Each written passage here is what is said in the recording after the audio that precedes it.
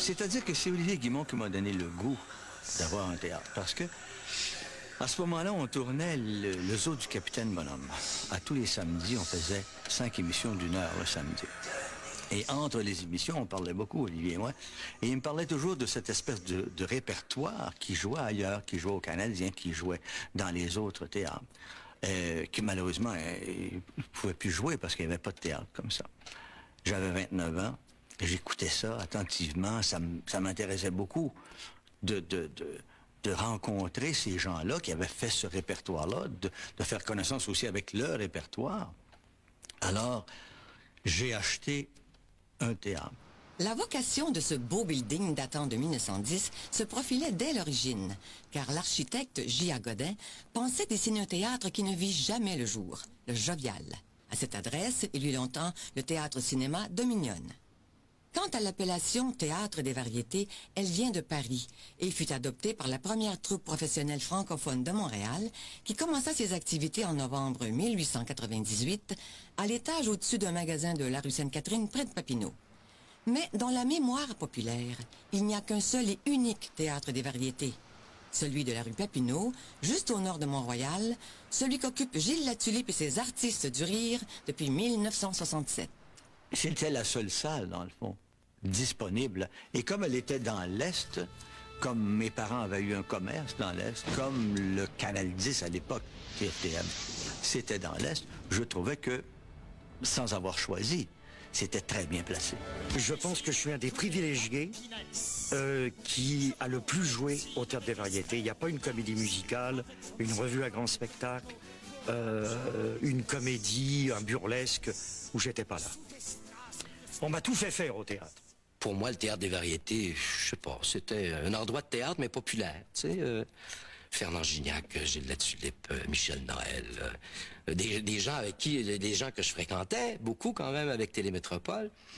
Puis, quand je suis arrivé ici, d'abord, l'ampleur, l'odeur, et toute cette équipe-là, c'était pour moi un genre de coup de foudre. Un patron de théâtre, ça vend du vent. C'est pas de la réalité, le théâtre. Tout est faux quand tu y penses. On a des murs de carton, on a des costumes qui nous appartiennent pas. On vit dans un univers pendant X heures, là, quand on a... On vient rêver. Alors, c'est du vent, c'est rien. On se réveille quand on se retrouve sur la rue, ici, en face. Alors, Gilles fait ça depuis 30 ans, ici. C'est une merveille.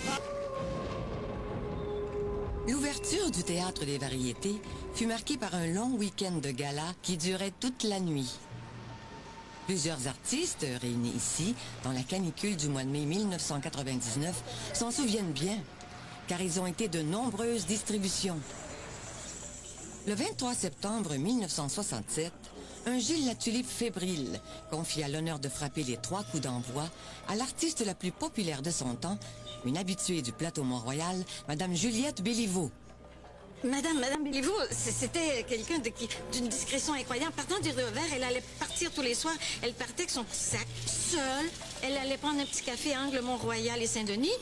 La petite table du coin, elle fumait plusieurs cigarettes, prenait son café. Tout le monde lui disait bonjour. Angle Mont-Royal et Saint-Denis, c'était... Puis après, elle rentrait chez elle à pied, tout ça.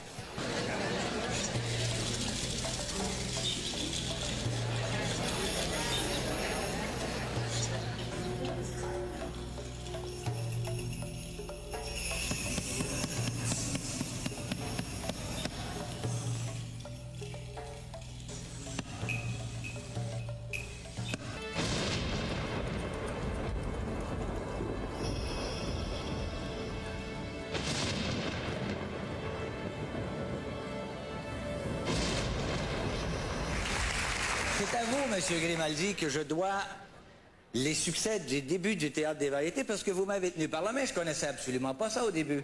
Et vous étiez là, heureusement pour moi. J'ai été le premier à rentrer sur cette scène. Exactement. Qui dit vieux routier du clan Grimaldi, dit Olivier Guimond. Dès le premier soir, il était sur la scène du Théâtre des Variétés. Et depuis sa disparition en 1971, son éthique et son talent continuent d'inspirer ceux qui perpétuent la tradition. Ben, il y a une bonne photo d'Olivier Guimond surplombe la salle et tous les soirs, papa, avant d'entrer en scène, le regarde ou pense à lui. Et apparemment, son fantôme est encore ici. Bien sûr, Olivier qui avait un trac. Le trac au point...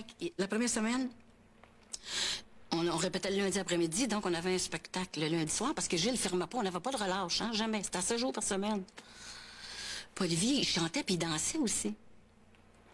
Puis il avait dansé, puis il était venu me voir après. Il dit, OK, je m'excuse, je n'ai pas tellement bien dansé ce soir. Mais là, moi, les deux bras m'ont tombé, parce que moi, je savais qu'il avait vraiment bien dansé. Mais pour lui, c'était pas encore parfait, là, tu sais. Mais moi, ça m'avait impressionné. J'ai dit, avec les années d'expérience qu'il a, un comédien de sa trempe, là, il n'avait pas dansé à son goût. Moi, je regardais jouer Olivier Guimond, puis j'en revenais pas. Ça, c'est le genre de gars que tu dis... si moi, je vais voir une pièce, je vais dire, OK, je connais la mécanique, la technique. Je dis, il n'y a pas de miracle, ça se fait. Mais Olivier Guimond, il y avait un petit peu de miracle dans son affaire. Et aujourd'hui, c'est un autre genre de comédien, là, mais... il était bon, puis en plus, quand on pense que c'était de la Bible tout le temps, là. Je veux dire, la façon qu'il se déplaçait sur une scène, la façon que... Gilles aussi, Gilles est comme ça. C'est pour ça que ces gens-là ont des codes d'amour dans le public. C'est parce que c'est pas que du texte, c'est une façon de faire. Quand on répétait, et les répétitions n'étaient jamais bien longues, on se réunissait en bas dans la salle de cartes, parce que c'est là qu'on joue aux cartes normalement. Et soudainement, on arrêtait de jouer et on disait, bon, mais la semaine prochaine, on joue quoi? Alors, dépendant qui montait la pièce, si c'était Grimaldi ou si c'était La Poune, peu importe, il sortait un petit papier, tout petit, une affaire comme ça, puis il disait, bon, on est un peu là. Toi, Paul, tu vas faire telle affaire, Manda, tu fais telle affaire. On joue, par exemple, le vieux garçon enragé. Alors, il donnait les rôles à tout le monde, et tout le monde, à mesure qu'ils recevaient leur rôle, il disait, ah oui, ça leur disait quelque chose. Il l'avait déjà joué 20 ans, 30 ans auparavant, et il était à l'aise. Ah, OK. On avait tout dit. Sauf moi, quand il me disait, écoute, toi, tu vas jouer tel personnage. Qu'est-ce qu'il fait, ce personnage? Et là, il fallait me l'expliquer. J'avais un plaisir fou que de travailler avec quelqu'un avec des marteaux ou avec Manda, là, et de déchiffrer. De voir qu'est-ce qui m'envoyait comme chasse. Parce que les autres, ils l'avaient déjà joué. Et ça peut être donc qu'il y a des espèces de codes dans ça. On sait que ça veut dire ça, etc. Et là, j'ai commencé à avoir un plaisir fou. Les gens vont dire, ah ben ouais, il y a plein d'improvisation, vous faites ce que vous voulez. Pas tout à fait. C'est bien pensé. Et si un soir, l'improvisation nous arrive sur un mot-clé ou un gag, Gilles est très ouvert à ça. Mais bon, si ça a été bon, peut-être qu'on va le garder et par contre, on va enlever autre chose pour faire en sorte que la pièce dure à peu près le même temps, pour ne pas s'allonger, pour ne pas, tu sais, ça finit par plus finir. C'est très suivi, on fait pas ce qu'on veut, mais on a l'air de faire ce qu'on veut. C'est là l'art de faire du vaudeville, l'art de faire... des pièces dans ce style-là, c'est comme improvisé, mais tout est bien appris. Ce qui m'a impressionné ici, quand j'ai mis mes débuts au Théâtre des Variétés, c'est d'avoir les plus vieux, les plus vieux comédiens. Dans la loge des plus vieux comédiens, il y avait un tapis, il y avait une télévision, une radio, une machine à café, ils étaient chez eux. On passait plus de temps ici qu'à la maison, parce que en entrant ici à la fête du travail, c'était adieu les amis pour l'année. On était 7 soirs par semaine ici.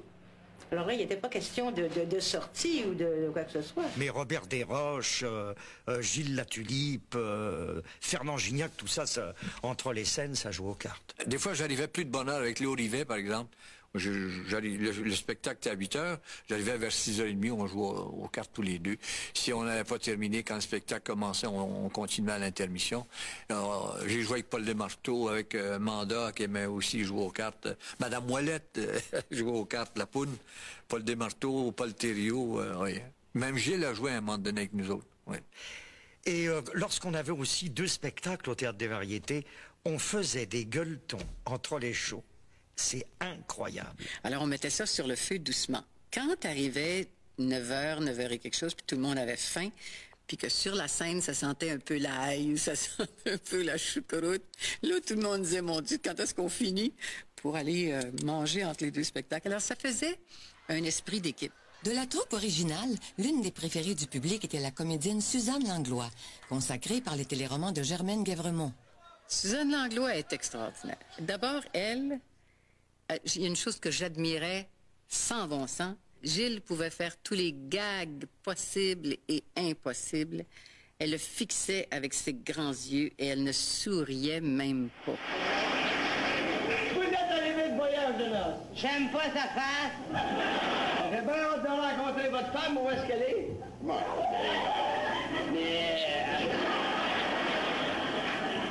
En score, ma femme, en score. Ah, c'est votre femme, ça?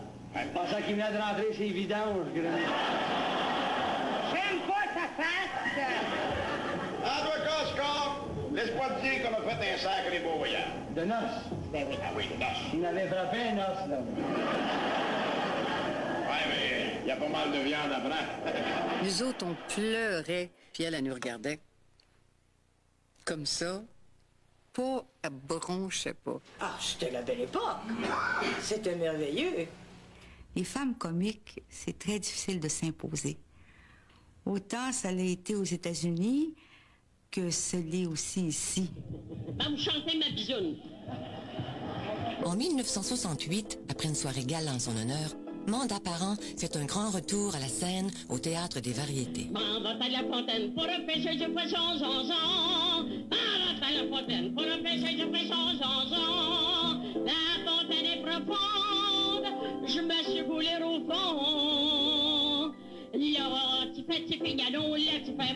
Elle allait chercher le public comme ça, quand elle les prenait comme ça, c'était quasiment, ça se sentait. Touché haut, touché bas, touché pas la tête, ça m'en va pas, puis bonhomme de ça pas, puis t'as pas la bisoune, puis t'as pas la bisoune, ça va bien, hein? Elle a commencé très jeune dans Aurore l'Enfant Martyr, et puis ensuite, elle a travaillé au Théâtre National au tout début. Elle était danseuse, ensuite... Elle est devenue épinglette. Et quand elle a rencontré Joseph Martel, lui l'a nommé Manda. Elle était admirable. Cette femme-là, là, si elle avait eu des écoles dans le temps pour la diriger, lui donner... Elle aurait fait un malheur. Mais elle avait beaucoup de succès au théâtre. Ça, les gens l'aimaient. Parce qu'elle faisait très, très madame tout le monde, là, vous savez? Madame triste, madame de petit quartier. Mais quand même, elle trouvait... des choses amusantes à dire. Les gens l'adoraient. Les gens l'aimaient beaucoup. Mais Manda était vendeuse, mais vendeuse. Là, elle arrivait au monde, elle disait, moi, tu vois que les émidages. Mais elle venait avec toi et tu n'avais plus d'émidages. C'était pas une femme qui terrorisait personne. Au contraire, elle était terrorisée. C'était une personne qui était timide. Contrairement à tout ce qu'on voyait sur scène, c'était exactement le contraire. Un peu comme Olivier Guimont, si vous voulez. Olivier Guimont qui s'amusait beaucoup, puis qui finalement était aussi un homme timide dans la vie. Un homme, c'est vlimeux, hein? Ça travaille-tu pour nous avoir?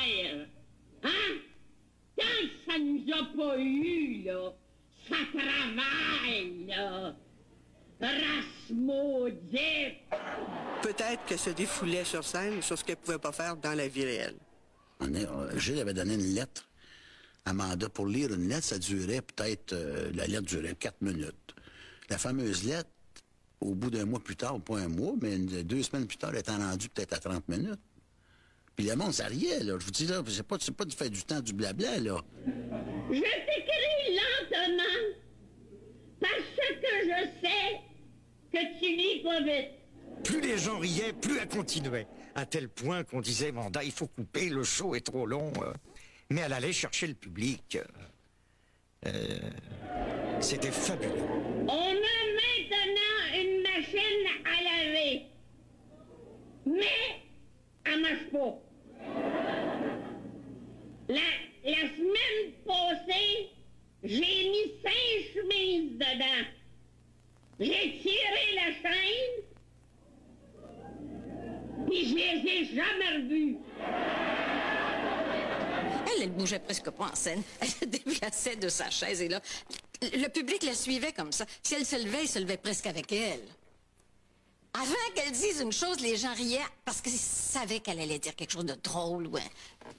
C'était incroyable. Ça, c'est des êtres qui arrivent une fois toutes les, je sais pas, X années.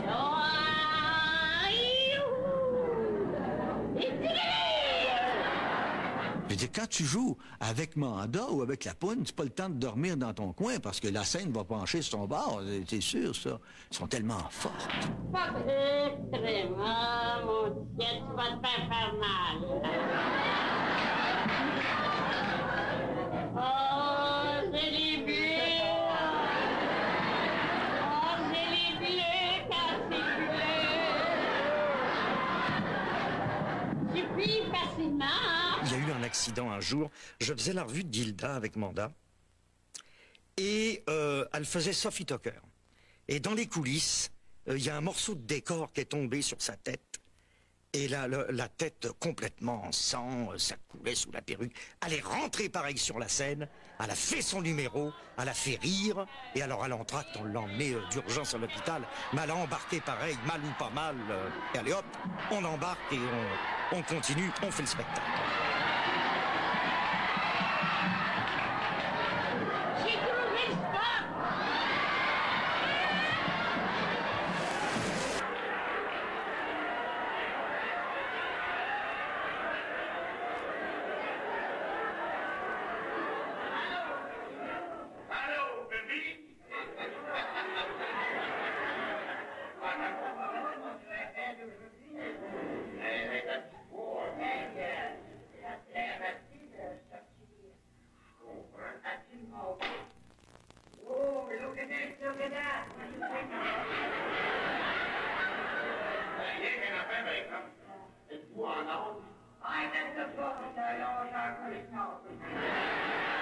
Rose Ouellette, l'ancienne impératrice du Théâtre national, n'allait pas tarder, elle aussi, à venir enrichir la programmation burlesque de Gilles Latulippe. Rose était plus drôle en one-man show, one-woman show avec son straight man que dans un sketch, par exemple. Parce qu'elle était habituée, puis c'était ce qu'on appelle delivering, de donner ton texte, de donner tes lignes, tes gags. Elle était très forte là-dedans.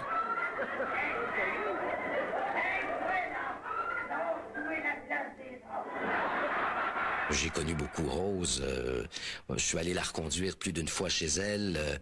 Je l'ai vue au théâtre. On a pris un verre ensemble, un verre de bière, et puis avec sa cigarette, puis son sel dans sa bière. C'est une femme tellement... c'est un monstre. C'était un monstre sacré, finalement. La Poune... elle m'a fait bien rire dans ses spectacles et aussi, surtout en dehors des spectacles. Moi, je la trouvais tellement hors du commun, finalement. Une personne qui vieillissait jamais, tu sais, qui était toujours pépée, puis je sais pas si elle dormait toute la journée, puis le soir, en tout cas.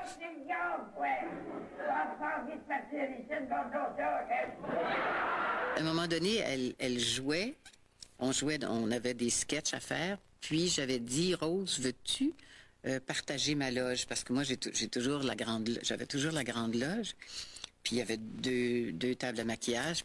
Puis elle avait une de ses amies qui était très malade, puis elle avait beaucoup de peine.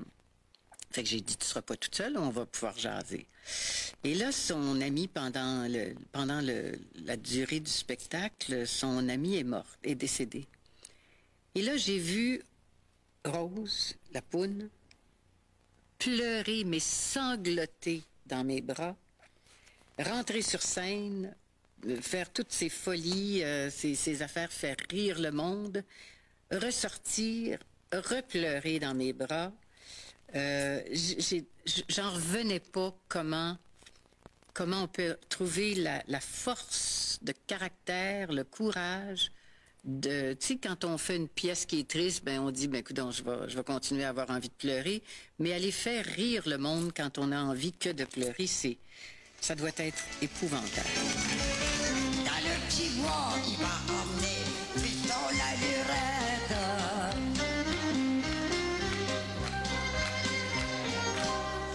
En dessous d'un arbre, il m'a écrasé. Ça fait du bien. Fais ton là, fais tes sept, puis fais en haut, fais ton la lurette. Le vaudeville, ça a commencé probablement un peu partout, mais aux États-Unis, c'était bien connu. Et les pièces de vaudeville il y avait un homme comique, il y avait son faire-valoir, ou son straight, comme on dit des fois. Il y avait 1 ou 2 rôles de composition, et il y avait quelques rôles de femmes et des rôles, vous savez, un peu repoussoirs, là, tu sais, sois belle et tais-toi, ce genre-là. Alors, c'est ça la tradition.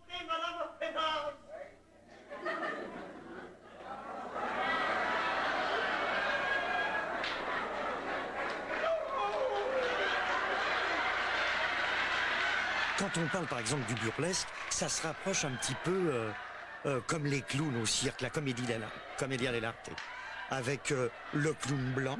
D'ailleurs, on retrouve beaucoup dans le burlesque des sketchs qu'on pouvait voir sur une piste de cirque à l'européenne. C'est un peu les clowns. Mais le strikeman doit servir le comique. Comme au cirque, le clown blanc sert l'Auguste. Alors, j'ai pas le droit d'essayer de faire rire puisque je dois faire le strikeman.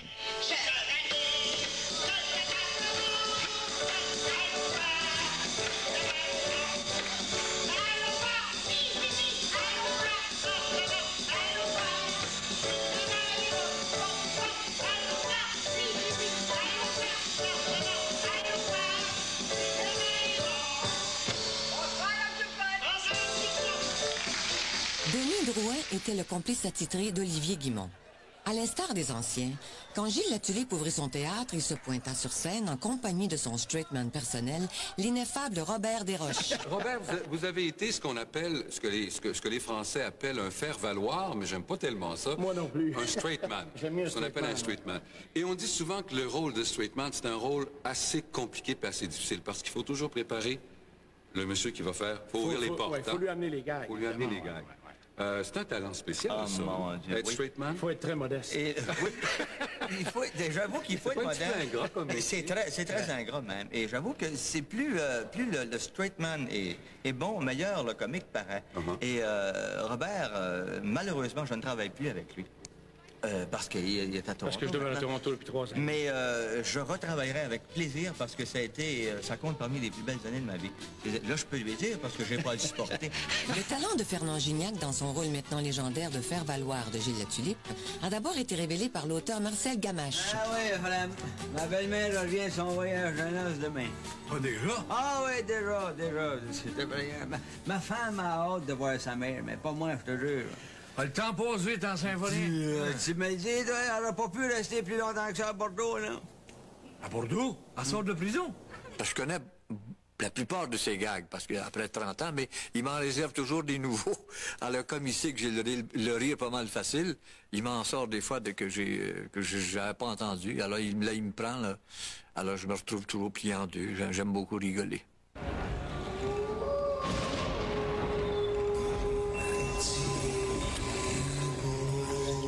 Ici, il y a un fantôme qui se promène là, hein? Il y en a plusieurs, même. C'est le temps qui fait ça.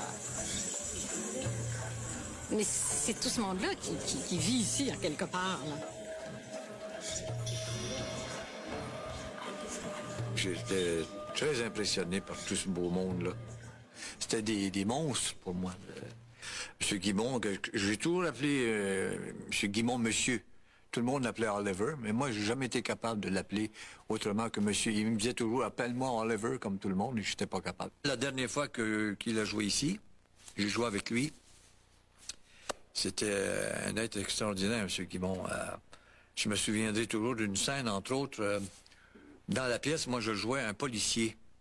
Et je surprenais M. Guimond dans la pièce en train de prendre un coup. Et là, je lui disais, c'est défendu, vous n'avez pas le droit de boire surtout en public, vous buvez. Alors, il disait, non, je bois pas, c'est du jus d'orange. Puis là, il me regarde, il dit, qu'est-ce que vous faites, vous? Ben, j'ai dit, vous voyez bien, je suis un policier. Oui, mais il dit, vous devez faire autre chose. C'était un prétexte à m'amener une chanson. Ben, je lui répondais, je fais partie de la chorale des policiers. Alors, il disait, chantez-moi quelque chose. La lumière était dirigée sur moi et M. Guimond s'esquivait dans l'ombre et il me laissait faire ma chanson. Et quand j'avais fini, il revenait.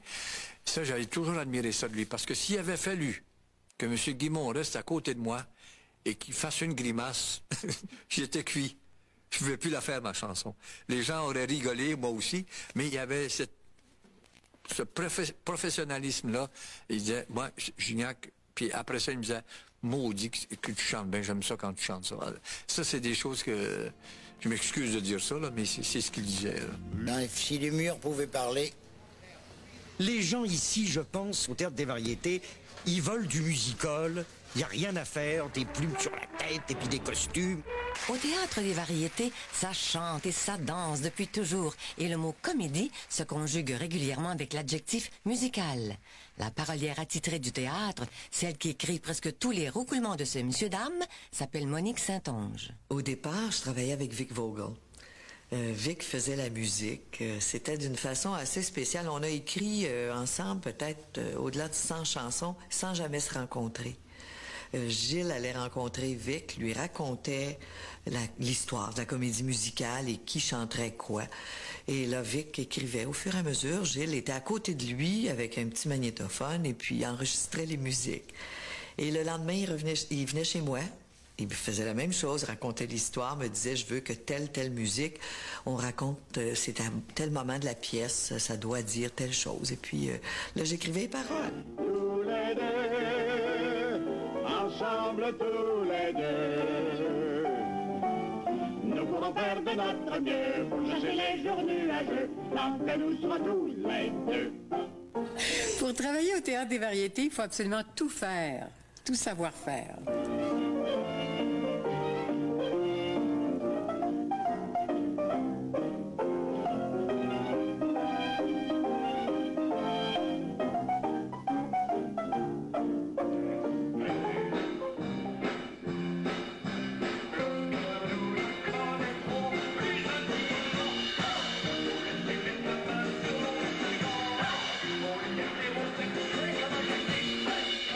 Tradition de Broadway, la comédie musicale permet aux artistes fantaisistes de démontrer tout leur talent, même parfois de s'éclater.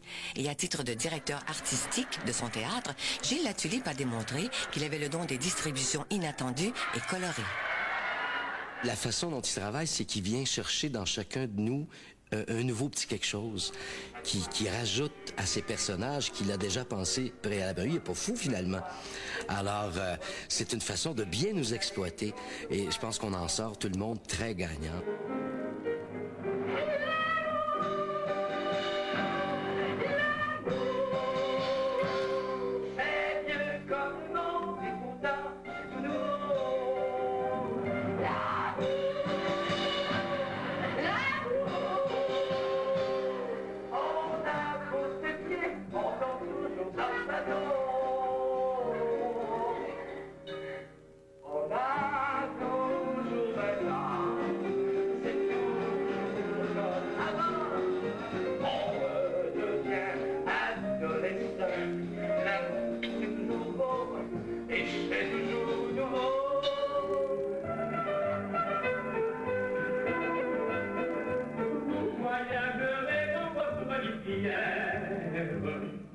D'une revue à l'autre, les geishas du Théâtre des Variétés ont vraiment la cote au chapitre de l'humour exotique.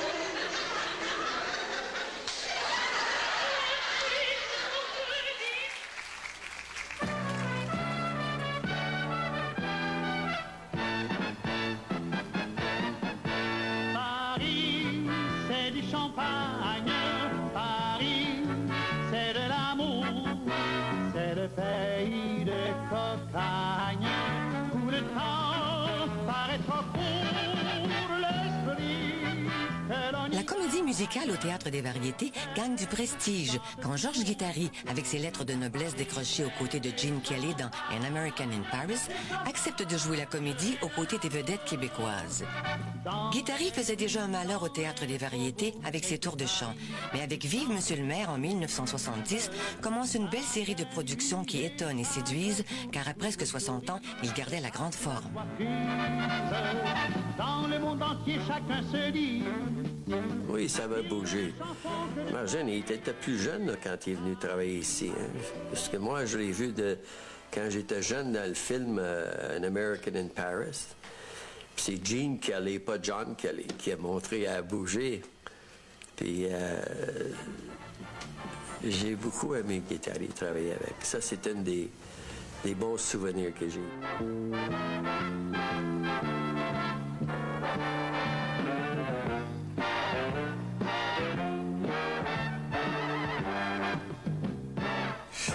C'est un bon comédien, parce que de tous ces chanteurs de charme, pour ne pas les nommer, là, qui ont fait du cinéma, c'était le meilleur comédien. Une comédie musicale truffée de chassés-croisés rocambolesques, La course au mariage, a fait salle comble en 1981 comme en 1974, alors que la vedette n'était nul autre que le créateur de Cet anneau d'or. Cet anneau d'or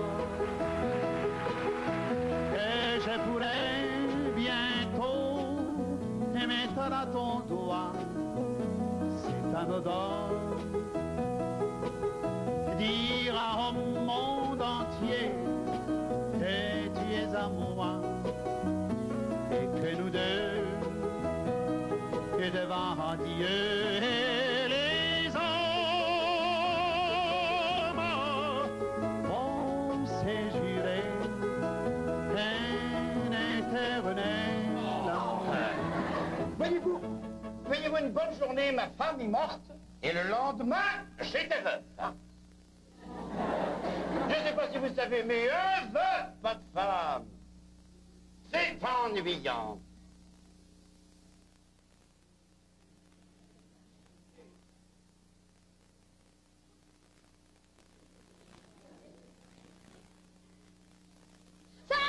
Ça peut pas être pire qu'une veuve qui a perdu son mari. Aïe, aïe, aïe, aïe. Tu sais, c'est un délire de mariage et de folie.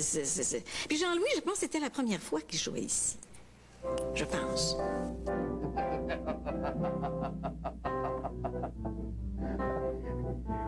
J'ai l'impression que j'ai 20 ans, je me sens le cœur palpitant, oh là là. Oh là là. Je suis comme un jeune écolier qui découvre la joie d'aimer, oh là là. Oh là là. Je suis d'un seul courage uni, je suis prêt à faire des folies. Grâce à vous, je suis transformé, ma vie est tout ensoleillée. C'est sûrement le printemps, mamie, car je sens mon cœur qui fleurit, oh là là. Oh là là. Je n'ai jamais vu de ma vie une femme aussi bien garnie, oh là là. Oh là là. Et vous êtes sûrement ma chance, vous êtes ma fontaine de jouvence. L'amour n'a pas d'âge vraiment, plus ça va, plus c'est excitant. Je mets ma fortune à vos pieds, vous pouvez tout me demander, oh là là. Oh là là. Pour notre voyage de noces, je vous en... On ne lésine pas sur l'extravagance des costumes au Théâtre des Variétés. Alors imaginez quand il s'agit de créer une robe de mariée. Ah oui, elle était immense, hein? Elle était belle. Mais elle faisait 3 fois le tour de la scène, ça. Elle s'accrochait, c'est parce qu'il fallait faire attention pour pas que personne marche dessus. C'était ça l'idée. Que ça s'accroche nulle part quand on... Il y avait un 2e étage, hein? Il y avait des escaliers avec cette robe-là. Après pendant toute la nuit, je vais brûler mon énergie, oh là là. Oh là là. Acteur depuis l'âge de 5 ans, Michel Noël est un des artistes les plus marquants des années d'or de la radio et de la télévision, en plus d'être un de nos premiers chanteurs fantaisistes. Il a chanté ici une fois la ballade des gens heureux. Je ne sais pas si vous connaissez la ballade des gens heureux, il y a plusieurs couplets, mais il y avait un front, Michel, puis un... Et il y a un couplet qui dit « Toi qui as connu mon frère », etc. Et il y a un autre couplet qui dit « Toi qui as planté un arbre », etc. Et un soir, il a mélangé ça. Et ça a donné « Toi qui as planté mon frère ». Il s'en est aperçu. Mais Michel, il y avait une maîtrise tellement extraordinaire. Les gens sur scène, on braillait. Mais il a tout arrangé, puis c'était devenu... C'était le gag, toi qui as planté mon frère, mais Michel était fort. Et j'adorais sa voix, puis je comprenais pas pourquoi il voulait pas chanter plus souvent que ça, Michel. D'ailleurs, c'est toujours resté un mystère dans ma tête. Je sais pas si ça le gênait ou s'il était mal à l'aise, mais il voulait pas chanter. On lui demandait souvent de chanter Ma Norvège. J'aimais tellement quand il chantait ça. Il disait, ah non, il voulait pas. Et il nous a fait tellement rire avec les chansons. Je dis qu'il voulait pas, puis je sais pas pourquoi, mais je pense qu'en parlant, là, en disant, je pense que je comprends pourquoi. Il y avait une difficulté incroyable à se souvenir des paroles de chansons. Et il en composait à mesure. À votre vue, mon cœur s'enflamme. Laissez-moi faire et je m'occupe de vos nuits. Je suis prête à accepter, sans condition, ce que vous offrez. Mais sachez qu'il faudra beaucoup d'énergie. Ça fait 15 ans, vous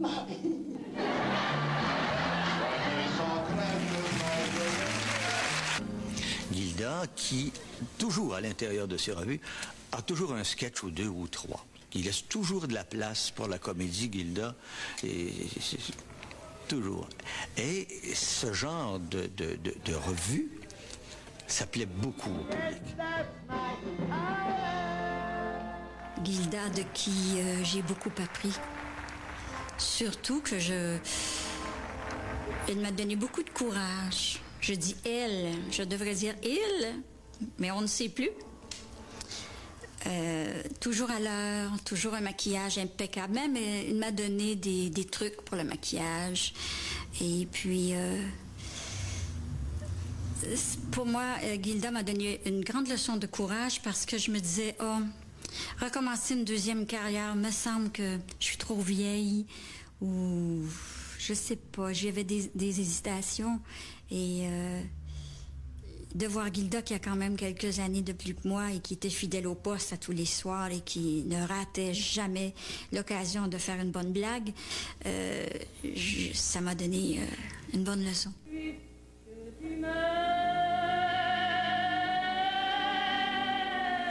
Et j'étais allé aux Folies Bergères à Paris voir le directeur artistique, qui est un ami, et je lui ai expliqué qu'on travaillait, mais il n'y avait pas de place. Puis il m'a dit, tu sais que la scène n'est pas tellement grande ici. Je lui ai dit, vous êtes 120 artistes. Il m'a dit, oui, mais on est obligé de tricher. Mais il regarde l'escalier, et effectivement, l'escalier était contre le mur. Ça faisait des espèces de zigzags sur des roulettes. Quand ils avaient besoin, ils descendaient l'escalier, qui était bloqué par des piliers, et les artistes arrivaient par en haut. Oh, c'était pas tombé dans l'œil d'un sourd. Arrivé ici, j'aurais expliqué, on a fait un escalier et on a pu faire des revues.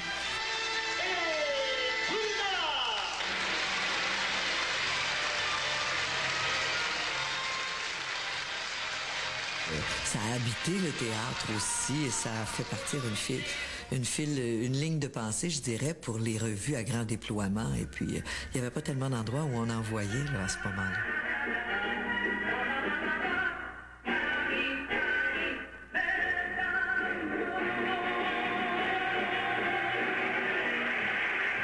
On peut reconnaître l'imprimatur de John Kelly dans tous les détails des décors et des costumes du Théâtre des Variétés. Danseur professionnel réputé, ayant travaillé dans les grands cabarets du Canada et des États-Unis, il est arrivé rue Papineau, les valises pleines de plumes et de falbalas, pour monter les premières revues de Gilda. Depuis 30 ans, il y a conçu des centaines de chorégraphies et d'ambiances visuelles pour les productions à grand déploiement. J'ai choisi de faire du musical puis de la comédie musicale. Et puis, j'ai resté là-dedans. C'est bien beau les idées folles, mais comment les réaliser? Réussir l'impossible, c'est l'affaire des deux patenteux ingénieux du théâtre, Marcel Parent et Marcel Dubois. L'un frise, l'autre pas. Ils appellent les Marcel. Puis eux, ils font de la construction et moi, j'habille les décors. Et c'est toujours lui. Alors, on allait dans le costumier, puis il me disait, il me semble, toi, ça devrait être ça. Mais c'était pas plus précis que ça, là. Mais tu devrais, ce style-là, il y avait 3, 4 ou 5, 6 robes, jupes, je sais pas quoi. Toi, c'est ça, c'est ça, c'est ça. Et on allait là-dedans. On choisissait avec lui ce qui nous convenait. Mais c'est jamais... On n'a pas fait... Moi, j'ai pas joué des pièces d'époque ici, comme j'ai vu l'autre jour. Mais là, ça prend un costumier avec des perruques. Mais non, on n'a jamais fait ça. Alors, avec Kelly, c'était très, très simple. Puis quand il n'y avait pas, il allait nous chercher chez le voisin ici qui vendait des chaussures. 10 boîtes de chaussures, prends celles qui te font, et il allait reporter les autres boîtes de chaussures. Le gars à côté avait des perruques. C'était la même chose. Il arrivait avec une boîte de perruques. Ça va bien, c'est parfait. Porter à côté les autres qui ne fonctionnaient pas, c'est le bonheur, ça, ici. Là. Et moi, j'ai dépensé une fortune de mon argent. Je dis pas une fortune, parce que j'ai investi beaucoup là-dedans. Mais quand je suis arrivé ici au Théâtre des Variétés, il n'y en avait pas. Moi, j'en avais. Mais c'est avec Gilda, la plupart. Quand ça vient au costume, c'est plutôt des revues de Gilda, parce que c'était la grosse affaire, tu sais. Gilda la phénoménale recrute pour ses revues toutes les têtes d'affiche du Théâtre des Variétés. Le public s'en régale follement, d'autant plus que le mélange de genres est souvent complètement débridé. En dehors de la scène, on n'imaginerait pas, par exemple, l'élégant travesti en compagnie de Madame Lapoune.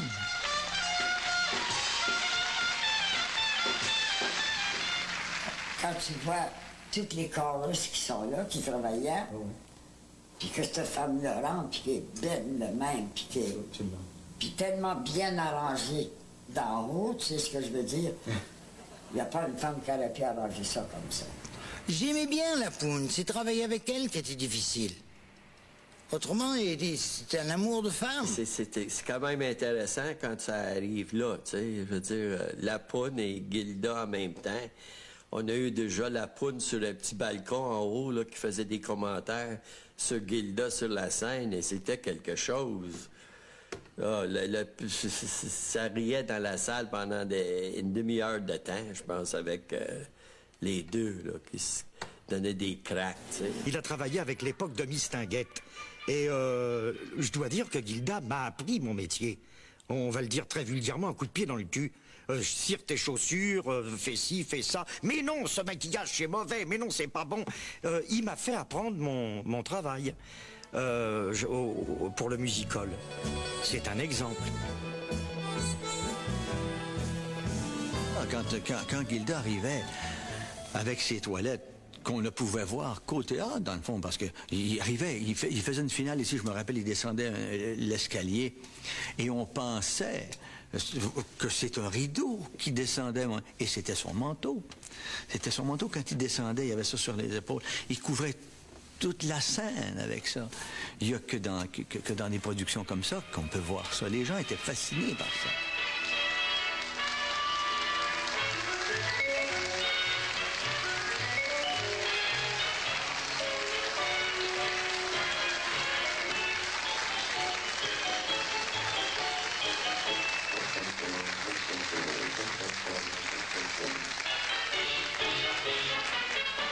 Ça se garde longtemps, les plumes.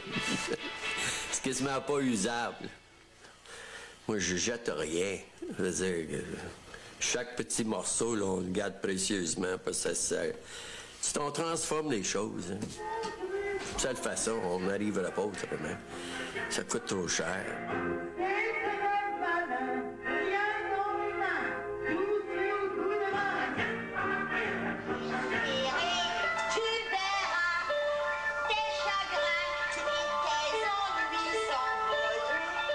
Les petites filles de 12 ans, là, quand tu joues ça 3 mois de temps, là, tu sais, il te reste des petites séquelles, là. C'est pas fini quand tu sors de là, tu sais. Ça peut être dans ta voix, ça peut être dans ton comportement, mais après, bon, ça s'en va, tu sais. C'est merveilleux, là, le Théâtre des Variétés et le Théâtre du Rire.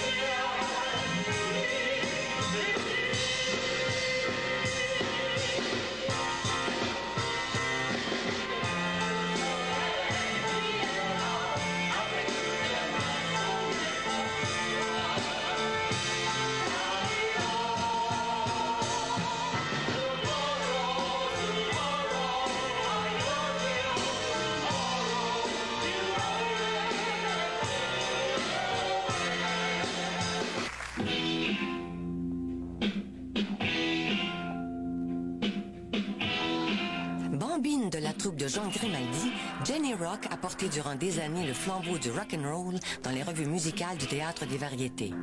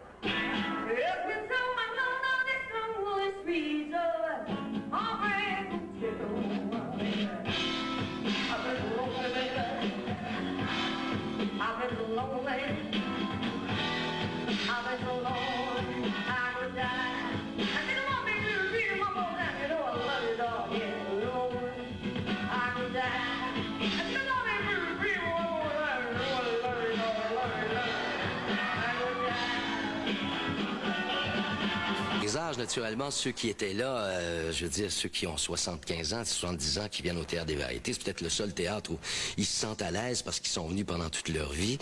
Et je trouve que c'est un endroit formidable. Ils se sentent chez eux. Ça sent le popcorn pendant l'entracte. Tu sais, on peut s'acheter de la crème glacée. J'ai pas vu ça nulle part ailleurs. C'est le Théâtre des Variétés et c'est unique en son genre et j'espère que ça va rester encore très longtemps comme ça. Quand on peut venir, on vit. Gilles. Chapeau. Moi, je me rappelle les premières années. Landa, Juliette Pétry, Paul Desmarteau, Denis Drouin, la Poune. C'était fabuleux. C'est un Gilda, on sortait d'ici, là. Moi, j'ai vu Tino Rossi ici, j'ai vu Georges Guettari. J'ai vu beaucoup de monde. Pendant 30 ans, on en voit.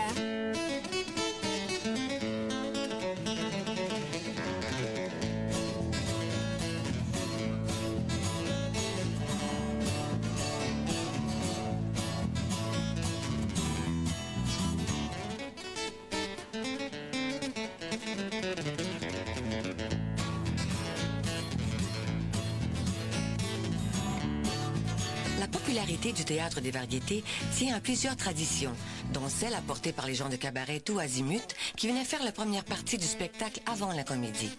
Inévitablement, ce mélange de genres allait avoir ses répercussions jusqu'à l'Union des artistes. Oh oui, ces gens-là travaillaient, faisaient deux spectacles par soir dans les cabarets, puis 3 le samedi. Mais quand ils disaient tu vas au Théâtre des Variétés, là, je te dis que c'était presque un cadeau pour eux autres. Je pense qu'ils seraient venus pour rien. C'était tellement agréable. Tu sais, t'as un public d'abord qui écoute.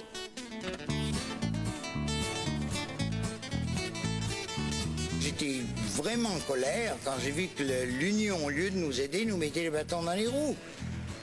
C'était merveilleux. Les danseurs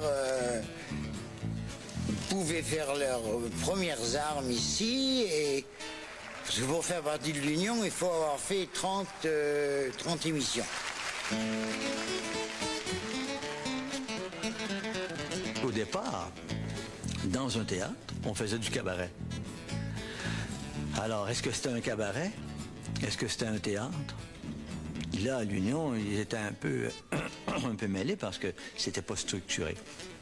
Avec le temps, on a fini par faire des concessions des deux côtés et on a fini par se faire des ententes. Et finalement, les problèmes sont aplanii, c'est réglé. On n'avait pas de difficulté à avoir vraiment du sang neuf à toutes les semaines. On avait l'embarras du choix. Le public n'a pas de demi-mesure. Soit s'il aime beaucoup, ben, il n'aime pas ça pendant d'autres. Mais c'est rare que c'est à Lévis qui n'aime pas ça. Et il y a aussi les gens qui n'ont jamais vraiment accepté ce théâtre-là et qui croyaient qu'ils vous ont catalogué. T'sais, ils peuvent te cataloguer et c'est comme s'ils ne te voyaient pas ailleurs ou dans autre chose.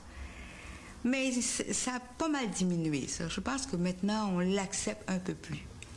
Il y a eu des années où c'était vraiment pas coté, hein? Non. Et tu pouvais te tuer à faire quelque chose, un bon rôle au théâtre, tout ça. Jamais les journalistes venaient. Non, jamais.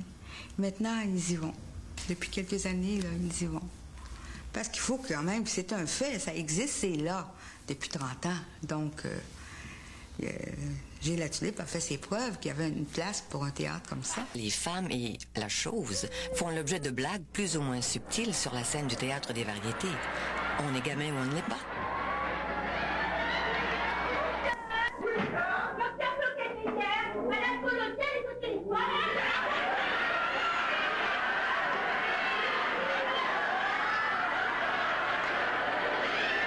Des choses ici en train de jouer une pièce, puis là, il y a un monsieur dans la salle qui monte avec sa caméra, puis il s'en va ici près de l'escalier, puis il monte la première marche, il prend une photo timidement. Là, il monte la deuxième marche, puis il prend une autre photo, mais là, il est moins... puis ça finit qu'il est quasiment à côté de moi sur la scène. Fait que là, j'ai arrêté, puis j'ai dit, bon, ben là, on va faire, si vous permettez, il y a 700 personnes dans la salle. J'ai dit, là, on va faire une session de photos avec monsieur. Le monde, ça criait dans la salle. Puis après ça, on a continué, puis ça a fini là. Tout le monde était bien content. Quand on les fait rire, là, ça leur apporte beaucoup. Vous savez, au théâtre, on a beau arriver au théâtre, on a eu nos petits ennuis dans la journée, décider ça. Mais vers 5h, 5h30, là, on commence à penser qu'on va les amuser. Et déjà, avant même de jouer, on a une grande satisfaction. On dit, ah, je viens ici. Puis quand on les entend arriver, là, ils sont brouillés un petit peu, là, tout ça, on dit, ah, ben, je sais. Puis là, on a tellement hâte d'arriver sur scène, là, tu sais.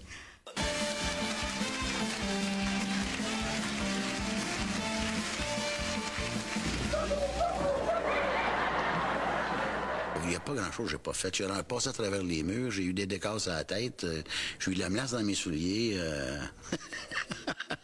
Tout ce que j'ai fait au théâtre, c'est toujours avec des textes que j'apprenais par cœur, puis que j'apprenais très bien. Puis là, je dis à Gilles, j'apprends ça, là, moi, puis tu me laisses jamais parler, tu me fais rire tout le temps. J'essayais de passer mes textes, puis tout ça. Mais ça lui faisait rire. Je me rappellerai toujours d'une fois dans la course au mariage, je pense. Gilles, il m'avait joué un tour. Il était dans un escalier. Et puis, j'étais supposée, pour le séduire un peu, je passais la main sur la poitrine un petit peu, en lui demandant quelque chose. Tu sais, comme on est capable de faire, nous autres, les femmes, quand on veut quelque chose. Alors, j'y passe la main sur la poitrine un peu, puis il était plus haut que moi, il était comme, mettons, 2 marches d'escalier. Et là, il avait eu une cravate. Je sais pas où est-ce qu'il avait pris ça. Puis la cravate, elle faisait ça. Elle retroussait. Fait que là, je vois la cravate, puis je pars à rire. Puis là, il la redescend. Puis là, je continue. Et en tout cas, la cravate, finalement, elle montait. Il me jouait des tours continuellement. Puis à tout bout de champ, il arrivait des malheurs aussi. Des pieds de lit, quand on sautait dessus, c'est évident que les pauvres lits qui étaient sur la scène, ça tombait. Puis, en tout cas, il nous est arrivé toutes sortes d'aventures. Et on était rendu que quand il arrivait rien, on trouvait ça un peu triste.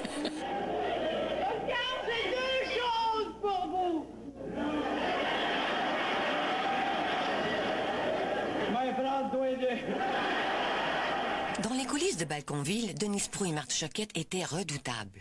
Et puis, à un moment donné, dans la pièce, Gilles et moi, on est chaud. On a pris un coup. Et on sort de scène en pyjama rapidement. Et puis, on doit aller se vêtir rapidement, mettre un veston en arrière-scène pour revenir rapidement. Et ces 2 demoiselles-là, savez-vous ce qu'elles avaient fait? Elles avaient ramassé des briques. Elles avaient mis ça dans mon paletot, qui était très ample. Alors, en le mettant, je ne me suis pas rendu compte, j'ai mis le mais ça pesait une tonne. Il y avait 2 briques dans chacune des poches. Il faut rentrer sur scène avec ça. Il a fallu terminer la première partie avec ça. Elles avaient ramassé ça dans la ruelle en arrière. Elles avaient mis ça dans mes poches. J'ai joué des tours. J'ai tout fait à Gilles. Il y avait une trappe dans la scène. Et à un moment, il ouvrait la trappe et il était censé parler à quelqu'un, là, qui n'était pas moi. Mais moi, j'y étais tous les soirs, dans des déguisements différents. C'est-à-dire qu'un soir, j'avais une perruque rose, le lendemain, j'avais des robes énormes, ou le soir d'après, j'avais rien sur moi. Mais lui, il ouvrait la trappe et il avait peur. Au bout de 30, je pense qu'on avait joué 3 mois. Au bout de la 30e, 40e fois, il se disait, comment elle va être ce soir? Des fois, j'avais ses vêtements. D'autres fois, j'avais installé une table à cartes. Je jouais aux cartes avec des amis parce que c'est immense, le dégagement. J'ai tout fait dans cette trappe-là pour le déconcentrer. J'ai réussi juste une fois. Une fois. Dans la pièce de Neil Simon, Les Sunshine Boys, Fernand Gignac et Gilles Latulippe incarnent 2 vieux artistes qui s'aiment autant qu'ils se détestent. C'est une des pièces les plus touchantes que les 2 grands du théâtre aient jouées sur la scène du Théâtre des Variétés. Peut-être parce qu'elle rappelle la fidélité que Gilles Latulippe a toujours manifestée envers les aînés. Oui, ça a prolongé de beaucoup la carrière de plusieurs artistes, oui. Parce que vous savez, il arrive un certain temps à la télévision que, je ne sais pas pourquoi, quand vous avez atteint un certain âge, on dit, bon, ça c'est trop vieux, c'est fini, on passe à autre chose. On oublie, on n'a plus le respect, l'échelle des valeurs à ce moment-là n'existe plus. Tandis que c'est le contraire aux États-Unis. Plus vous vieillissez, plus on a du respect, plus on vous idolâtre, pardon.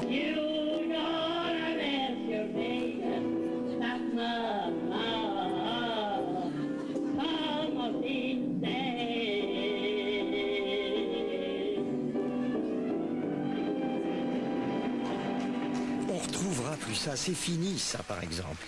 La relève est difficile. Je me demande si, dans l'absolu, c'est vrai que cette qualité d'artiste-là, que ce talent-là qu'avait, je parle de Guimond ou je parle de Manda, si c'est vraiment fini pour jamais, ou s'il va y avoir des jeunes qui vont avoir ce talent-là. Pas d'initiation. Je veux dire, si je vous ai vu quelque part, et si j'ai jugé que vous étiez capable, si je sais que, en dehors de la scène, vous êtes parlable, que vous avez un bon caractère, que vous arrivez toujours à l'heure, que vous avez le sens de l'humour, que vous n'avez pas le sens du ridicule, que ça, je veux voir tout ça avant. Je veux pas que personne me raconte ça, je veux le voir moi-même. Et des fois, j'ai besoin d'un jeune ou d'une jeune, et je ne les connais pas. Je ne connais pas ces jeunes-là, moi. Alors, j'appelle Janine Suto, par exemple, et je dis, écoute, j'ai besoin d'une fille, 18, 20 ans, et si elle me recommande la fille, je peux la prendre. Jean Roger, premier chanteur à l'affiche du Théâtre des Variétés, prouve que la recette originale du Théâtre des Variétés tient bon. Ce qui n'empêche pas Gilles Latulippe de préparer sa relève. Je venais jouer au théâtre quand j'étais jeune, puis maintenant c'est moi qui dirige. C'est assez particulier. Vous savez, du théâtre, c'est du show business. Alors moi, je m'occupe du show, il s'occupera de la business. Papa et moi, ensemble, on est capable de faire n'importe quoi. Mais quand lui, il aura plus le goût, ou quand il sera trop âgé, ou s'il partait subitement, je ne sais même pas si moi j'aurais le goût de continuer d'abord, parce que je me demande si c'est pas la tulipe qui est l'âme du variété, s'il n'est pas là. Le fantôme, c'est dans le fond, c'est lui. Le dé qui est entré dans notre oreille, le rire d'une salle et les applaudissements, ça n'en sort plus. Jamais. Et c'est une drogue dont on a besoin régulièrement. La plupart des gens ont besoin de rire, comme de boire ou de manger. Mais nous, en plus, on a besoin et de rire et d'entendre rire et de faire rire. La vocation de Gilles Latulippe a été précoce. Elle a pris son élan avec le frère Nolasque, dans le classique de Gratien Gélina, Bousille et les Justes, repris au Théâtre des Variétés, 10 ans après sa création, en 1971. À propos, ma tante, je vous ai apporté un petit cadeau qui va vous encourager. Ah oui? Monte donc pour voir. C'est une médaille de Saint-Jules, le patron des causes désespérées. Oh.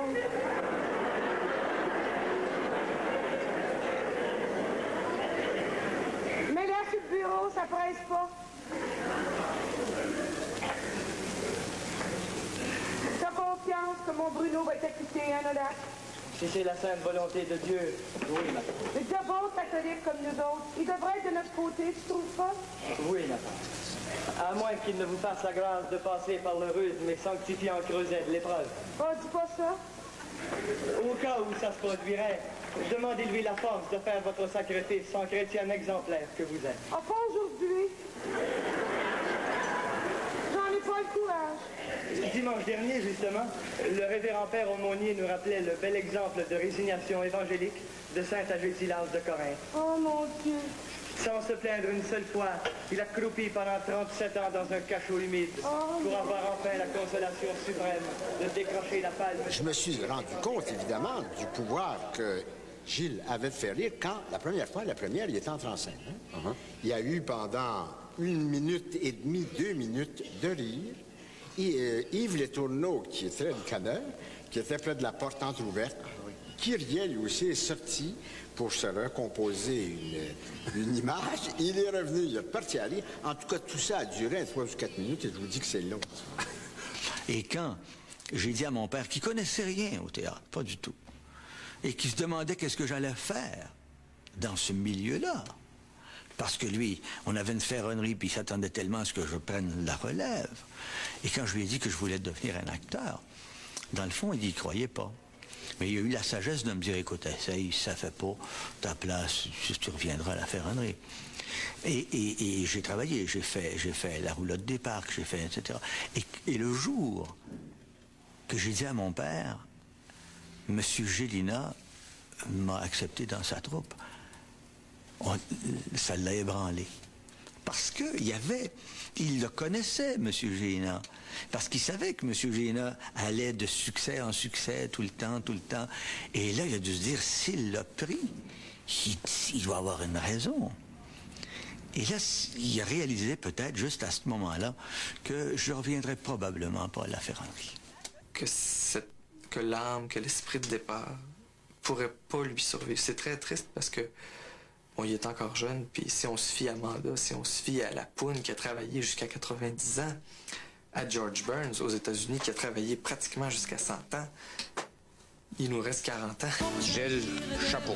Longue vie au Théâtre des Variétés. Jean Grimaldi n'a jamais eu de subvention pour faire ce théâtre. S'il faisait vivre ce théâtre, c'est parce qu'il faisait assez d'argent pour faire vivre le théâtre et non pas le gouvernement. C'est pas le gouvernement qui le faisait vivre. Gilles Latulippe, c'est pareil. Il faut que le théâtre soit rentable, il faut qu'il y ait du monde. Puis moi, je suis pour ça. Je trouve ça merveilleux. Tu vis avec tes moyens, puis tu travailles selon tes moyens, puis ça marche pas, mais laisse ta place aux autres. Et Gilles s'est très bien débrouillé, puis il est bien entouré aussi. Qu'après 30 ans, on a